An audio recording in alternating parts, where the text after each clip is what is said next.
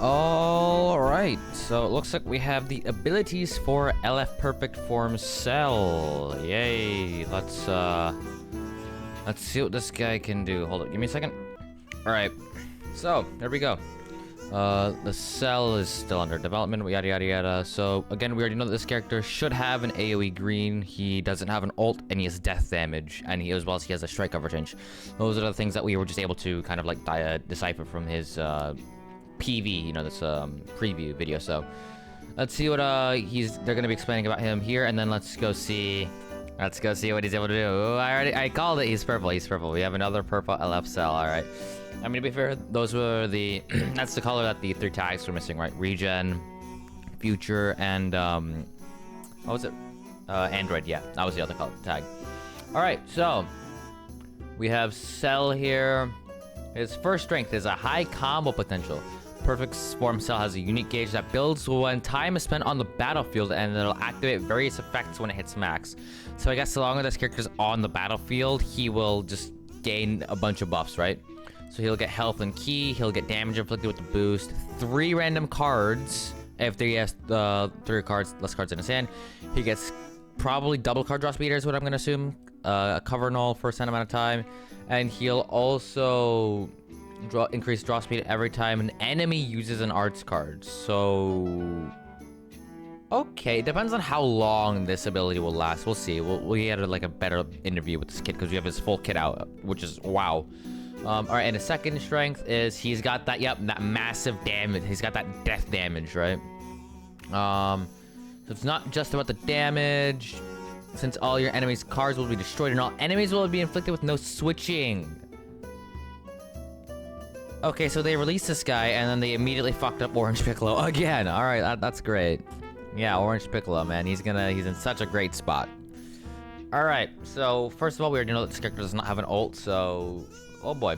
As we know, his tags are going to be Android, Future, Regen, and Powerful Opponent.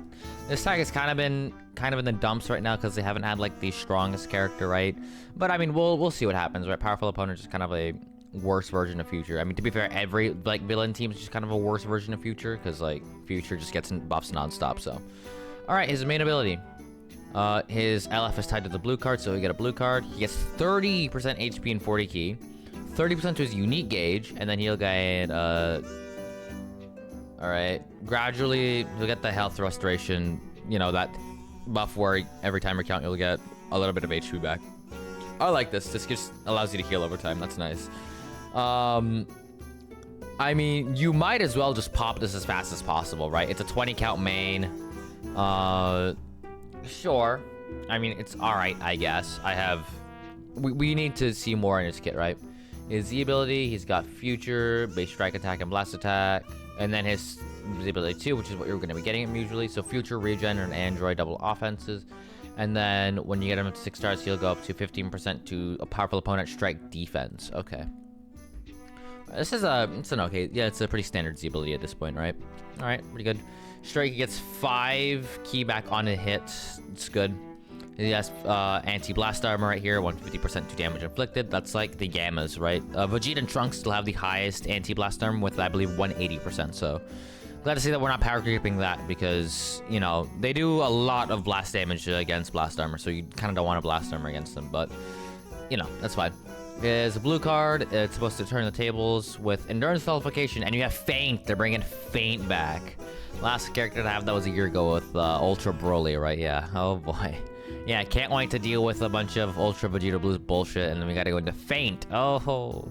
Alright, massive impact damage. That's good because, you know, it's his only source of, like, big damage he's got. 30% to blue card damage for 3 counts on activation, and nullifies, enemies' endurance effects. Ooh, excuse me.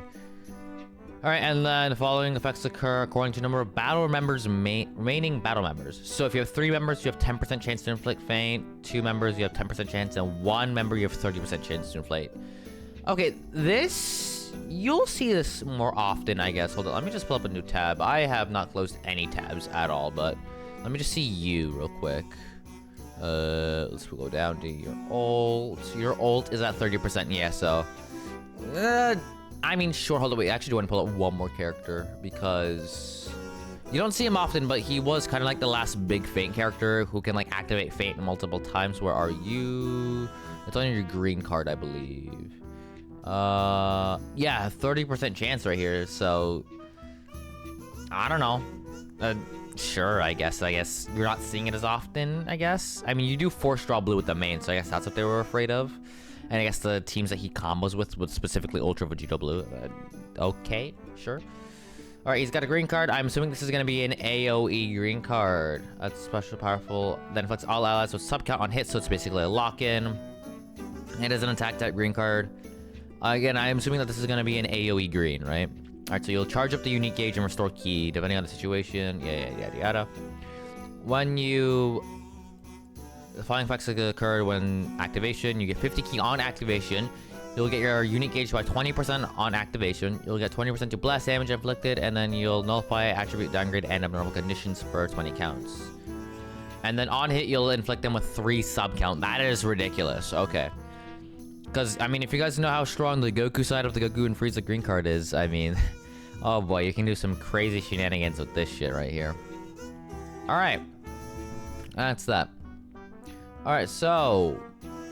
his first unique ability. When the cell is in the defeated battle, he'll do massive damage to the enemy. And half of the damage will be dealt to the enemies, sure. And then all your enemy cards will be destroyed. No switching. And if the enemy has 2 or more battle armors remaining, the rush will be sealed for a set period of timer counts. I'm assuming that'll be 15 counts, 10 counts, we'll see. And then that'll greatly limit your opponent's actions. And then there's a buff against the unfavorable element factor of yellow. And then as well as another attack buff if the enemy party is comprised of only Saiyan or Sun family characters. Huh?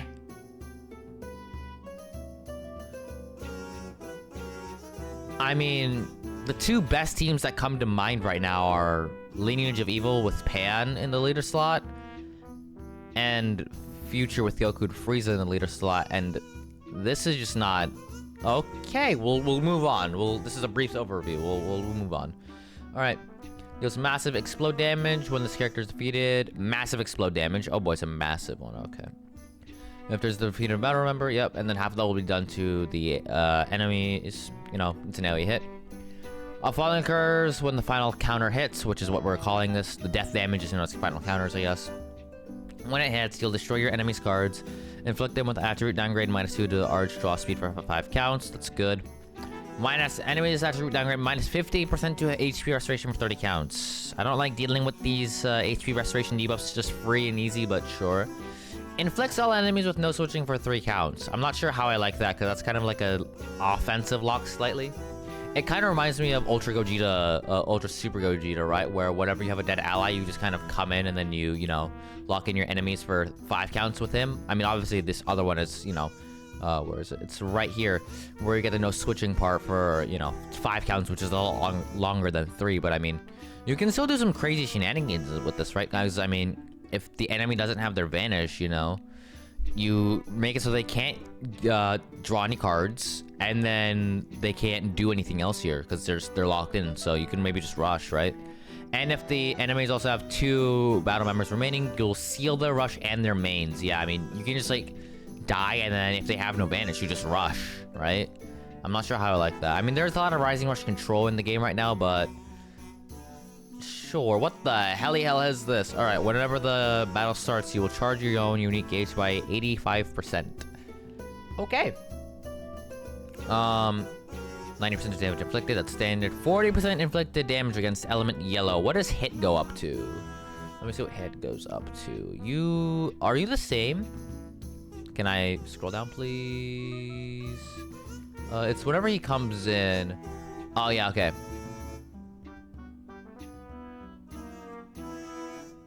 This stacks, right? Yeah, this stacks. This stacks.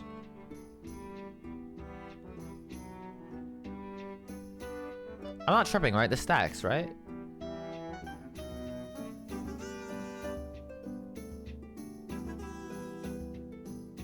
Okay, yeah, it does stack. It does stack, yeah.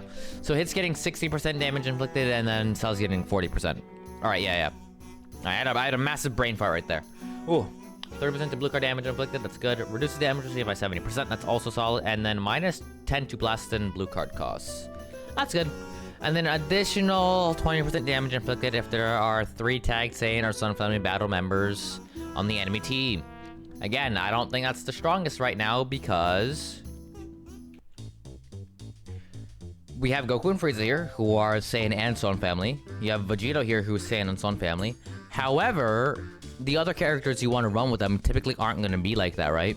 I mean, Orange Piccolo is not if you're ever going to run him. Zamasu is not. 17 does not fit in that parameter. Pan is, but you're not really running Pan and Vegito on the same team together. Beast Gohan you don't see as often anymore. This guy is not really on there. This guy does count. Let me see if we can find the other character. This guy does not count, and he is a big factor in this meta right now because of Ultra Vegito Blue. Where is that first one? Frieza.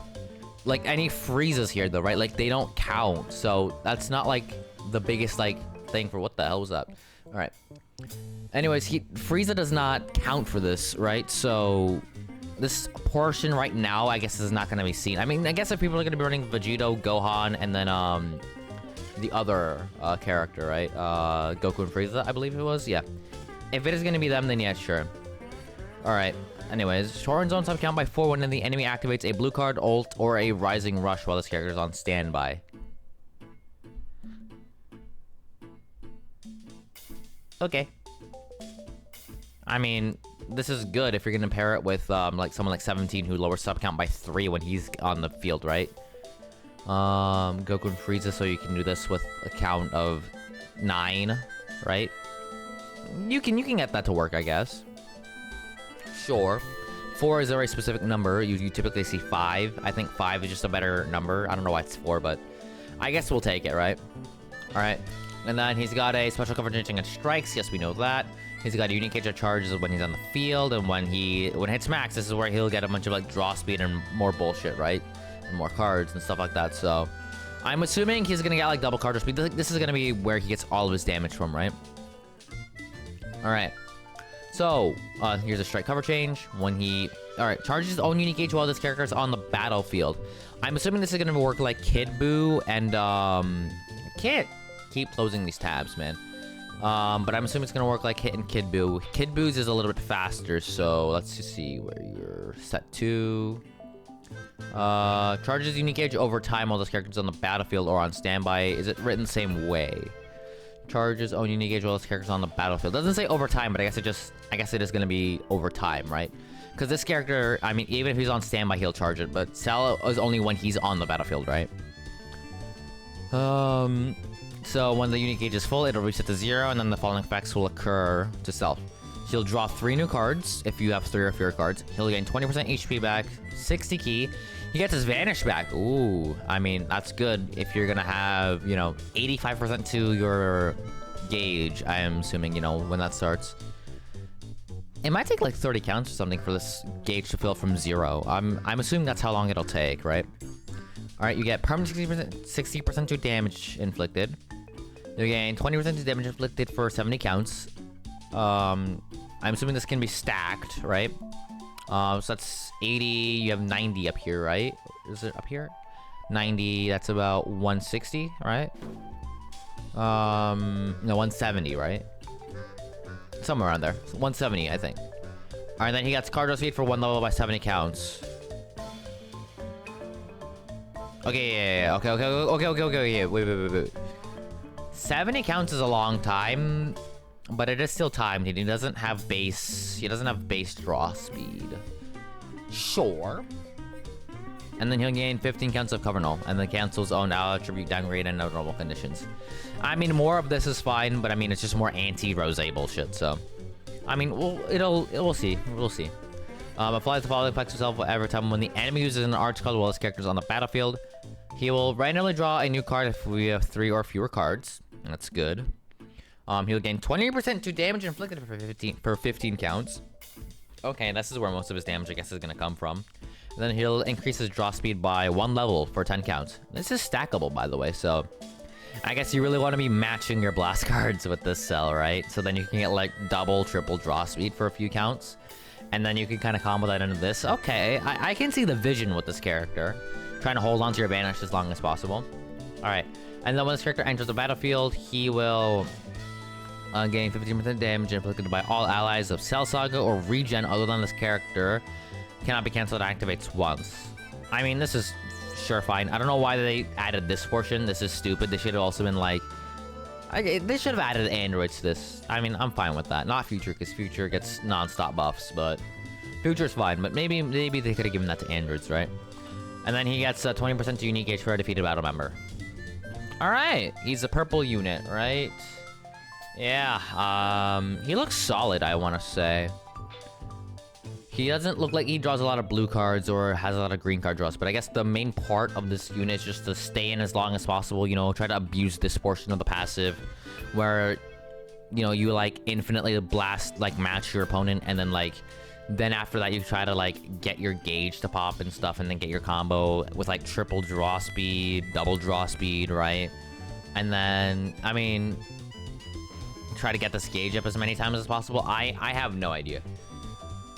We still have no idea exactly how this gauge will work, but we have some, you know, we have some ideas, rather, so.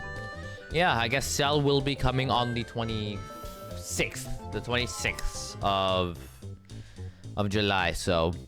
Let me know if you guys are excited for LF Perfect Form Cell. He looks pretty good. But yeah, let me know what you guys think in the comment section down below, and I'll see you guys next time.